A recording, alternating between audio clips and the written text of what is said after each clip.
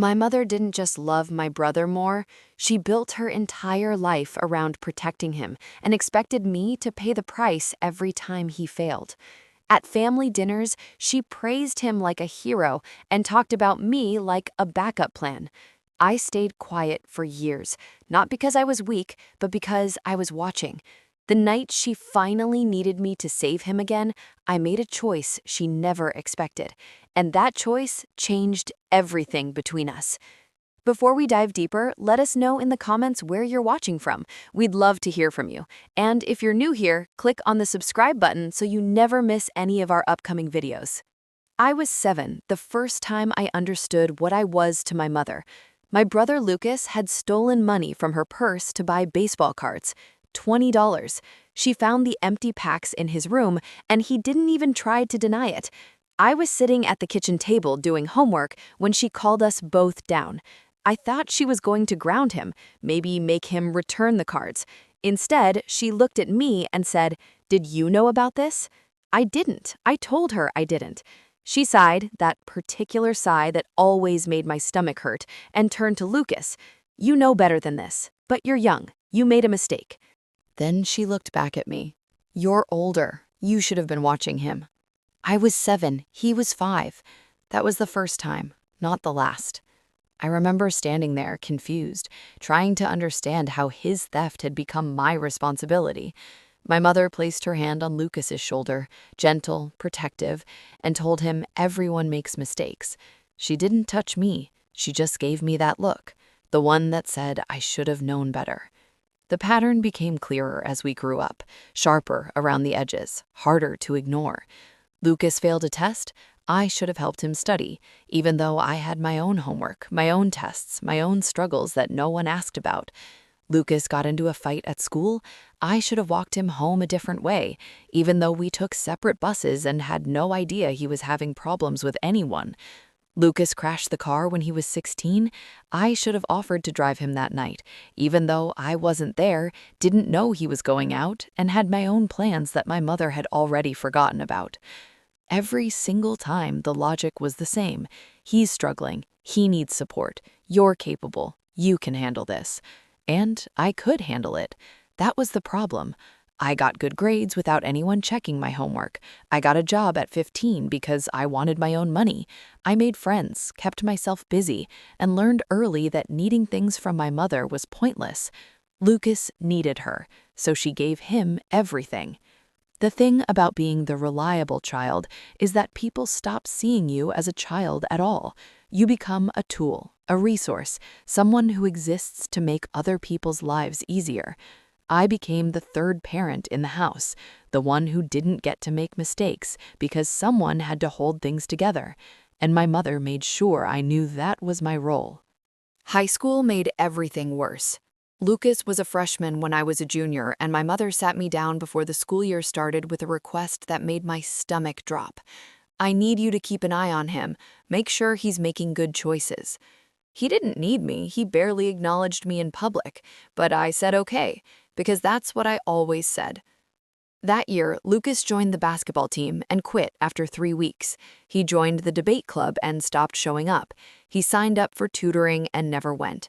Every time my mother made excuses. He's still figuring out what he likes. He's exploring.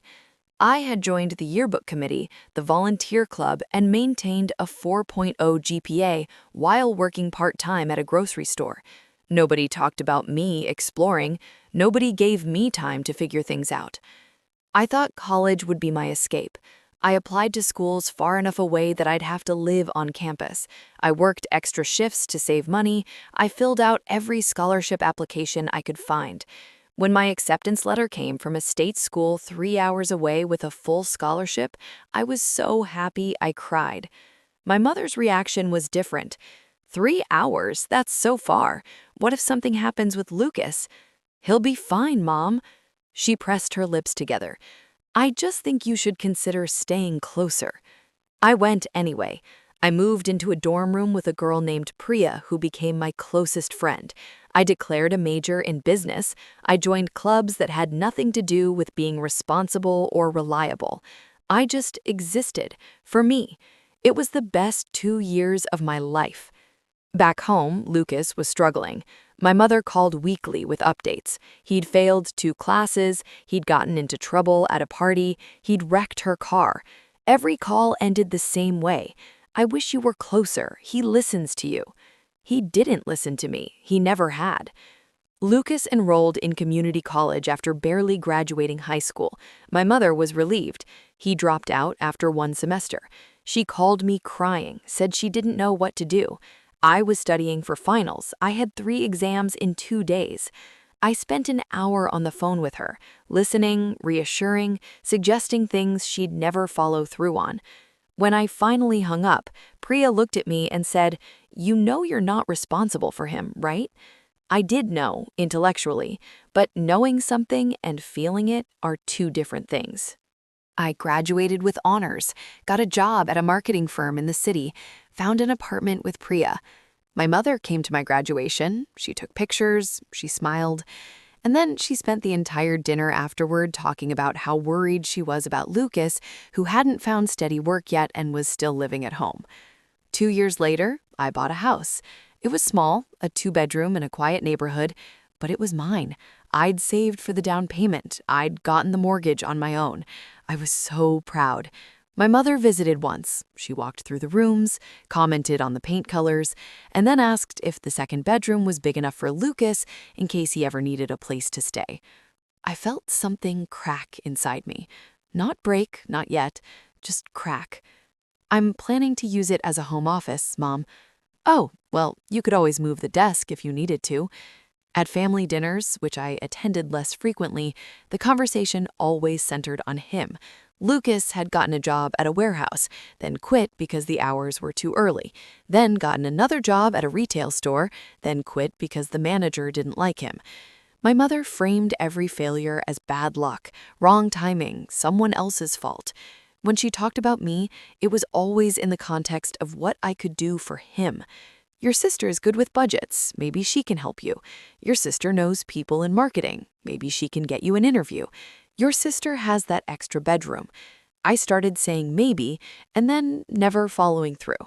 She didn't push, not yet, because I was reliable. I would come around eventually. That's what I always did. 3 years ago, Lucas met Olivia. She worked at the coffee shop he'd been going to, and somehow she saw something in him worth investing in. Olivia was kind, patient. She encouraged him, got him to apply for better jobs, helped him stick with things. Within 6 months, he'd been promoted to assistant manager at a sporting goods store. My mother was thrilled. See, he just needed the right person to believe in him. I bit my tongue, because I had believed in him for years, and it had never been enough. They got engaged after a year of dating. My mother cried when Lucas told her. She hugged him for a long time and told him how proud she was. I was happy for him, genuinely. Olivia was good for him. But watching my mother's reaction hurt in a way I hadn't expected. She threw them an engagement party, rented a space, paid for catering, invited everyone we knew. She gave a speech about Lucas, about his journey, about how he'd found someone who brought out the best in him. She mentioned me once, to thank me for helping set up the decorations. I smiled, I hugged Lucas, I congratulated Olivia. And then I went home and sat in my car in the driveway for 20 minutes, crying so hard I couldn't catch my breath. Priya called that night. I told her what happened. She said, "You need to set boundaries. This is killing you." She was right, but I didn't know how. The wedding was set for October. My mother immediately took charge of the planning. She called me every few days with updates. The venue, the florist, the photographer. I listened. I made appropriate sounds of interest. And I waited. The call came 2 months before the wedding. My mother's voice was tight, worried. "I need to tell you something." My stomach sank. "Lucas lost his job." Of course he did. "The store is closing. Corporate decided to shut down the whole location. For once, it actually wasn't his fault." "Is he okay?" "He's stressed. Olivia is being supportive, but her salary isn't enough to cover everything. And the wedding." There it was. "I've already put down deposits, non-refundable deposits, and I don't want them to have to cancel." I said nothing. "I'm going to cover what I can, but I've already stretched my budget.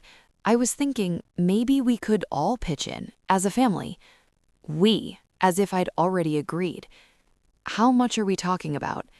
She hesitated. 15,000 would cover everything. I closed my eyes. I know it's a lot, but you've been doing so well, and you don't have kids, and this is your brother's wedding. It only happens once. It only happens once, as if that justified anything. I need to think about it, I said. Of course, but if you could let me know soon, that would help. I hung up. I could afford it. That was the first thing I checked. I looked at my savings account and confirmed what I already knew. I could give Lucas $15,000 for his wedding. It would hurt, it would set me back. I'd been saving for a new car, but I could do it. The question wasn't whether I could. The question was whether I should. I called Priya. She asked you for money, Priya said. 15,000. Jesus. I can afford it. That's not the point. I know. Do you? Because you sound like you're trying to talk yourself into this. I was. I wanted to be the good daughter, the good sister, but I also knew what would happen if I said yes. This wouldn't be the end. It would be the beginning of a new phase. Every time they needed help, my mother would call, because I'd proven that I would say yes. Priya's voice cut through my thoughts. What do you want to do? I don't know. Yes, you do. You're just scared to admit it. She was right. I knew exactly what I wanted to do. I wanted to say no. Not because I didn't love Lucas, but because I needed to stop being the person everyone leaned on while pretending I didn't need anything in return. What if this ruins my relationship with my mom? What relationship? The one where she only calls when she needs something? I flinched.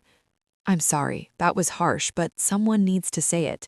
She doesn't treat you like a daughter. She treats you like a resource. I waited 3 days before calling my mother back. 3 days of thinking, of second-guessing, of running through every possible outcome. On the third day, I picked up the phone. She answered on the second ring. Hi, sweetheart. Have you had a chance to think? I have. And? I took a breath. I'm not going to give Lucas the money. Silence. Long, heavy silence. What? I can't do it, Mom. You said you needed to think about it. You didn't say you couldn't afford it. I didn't say I can't afford it. I said I'm not doing it. Her voice changed, sharp now. This is your brother. This is his wedding. I know. He's going through a hard time. We all need to come together as a family. I've been supporting Lucas my whole life, Mom. That's what family does. No, that's what I do. I'm the only one who's expected to drop everything whenever something goes wrong. That's not true. When was the last time Lucas helped me with anything? When was the last time you called to ask how I was doing? I call you all the time. To talk about Lucas, to ask me to help Lucas. You're being unfair. When's my birthday, Mom? Silence. When is it? I don't have to prove anything to you. It was 3 weeks ago. You didn't call, you didn't text. I've been stressed about the wedding. You're always stressed about Lucas. That's my point. Everything is always about him, and I'm just supposed to keep showing up with my wallet open and my mouth shut. If you don't help him, I don't know what we're going to do. You'll figure it out. You always do. I can't believe you're turning your back on your own brother. I'm not turning my back on him. I'm just not paying for his wedding. To me, they're the same. And there it was. In my mother's eyes, love was transactional. I'm sorry you feel that way, I said. You're going to regret this. Maybe, but it's my choice to make. I hung up before she could respond. My mother didn't call me for 2 weeks. Neither did Lucas. It hurt in a way I hadn't prepared for. On day 16, Lucas called. Hey, he said. His voice was quiet. Hey, I wanted to talk to you about the wedding. Mom told me you can't help out financially, and I just wanted to say that it's okay. I understand. I wasn't expecting that. You do? Yeah, it's a lot of money, and it's not your responsibility. Olivia and I talked, and we're going to scale things back. Do something smaller. It'll be better anyway. More us. Are you still coming to the wedding? Of course, if you want me there. I do. You're my sister. When we hung up, I felt lighter than I had in weeks. And then my mother called. "I heard you talk to Lucas," she said. No greeting. "I did?"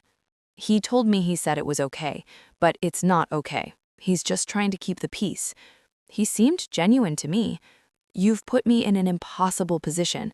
I have to figure out how to pay for this wedding now. You could scale it back, like Lucas suggested. I've already committed to vendors. Do you know how humiliating it would be to downgrade everything? It's not about you, Mom. It's their wedding. Don't lecture me. You have no idea what it's like. You're right, because when I bought my house, you didn't offer to help. When I graduated college, you didn't throw me a party. When I needed support, you were busy worrying about Lucas. You're jealous of your brother. I'm not jealous. I'm tired. Tired of what?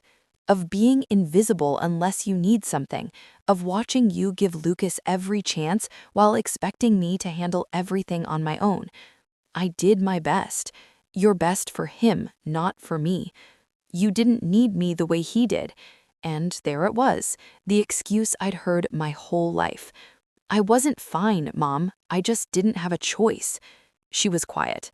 Then, "I can't talk to you when you're like this." "Like what? Honest?" She hung up. 3 weeks before the wedding, I received a note in the mail. "We'd really love for you to be there, Olivia." I called Lucas to confirm I was coming. "I'm glad," he said. "It wouldn't feel right without you." The wedding was beautiful. They'd moved it to a friend's backyard, strung lights between the trees, set up chairs on the lawn. It was intimate, personal, exactly them. Olivia wore a simple dress. Lucas wore a borrowed suit. My mother was there. She wore a forced smile and avoided looking at me. I sat in the back, watched them exchange vows. At the reception, Olivia found me. "Thank you for coming. I wouldn't have missed it. I know things have been complicated. Jake told me what happened, and I just want you to know that we don't hold it against you. This is perfect. It's what we wanted. I'm glad. I also wanted to say thank you for everything you've done for him over the years. He talks about you, about how you always looked out for him. He's lucky to have you as a sister." I didn't know what to say. After the wedding, things settled into a new normal. Lucas and I talked occasionally. My mother and I didn't talk at all. We existed in separate orbits, connected only by Lucas. It was cold, distant, but it was also honest. For the first time, we weren't pretending. And then, 6 months later, my mother called. "My furnace went out. The repair is going to cost $3,000. I already asked Lucas, but they're still recovering from wedding expenses." I waited. "I'm your mother. I need help." "Have you looked into a payment plan?" "I don't want a payment plan. I just need the money." "I think a payment plan would be your best option." Her voice went cold. "So you're really going to do this? Punish me?" "I'm not punishing you, Mom. I'm just not saving you." "What's the difference?" "The difference is that I spent 30 years being the person you only called when you needed something, and I'm done." She hung up. We don't talk much anymore. She sends a text on my birthday, I send one on hers. We're polite, distant. Lucas and I are fine. We see each other occasionally. He doesn't ask me for money. I think he understands that I didn't abandon him. I just stopped letting her use me. People ask me sometimes if I regret it, if I wish I'd just given them the money and kept the peace, and the answer is no. Because for the first time in my life, I'm not carrying the weight of someone else's expectations.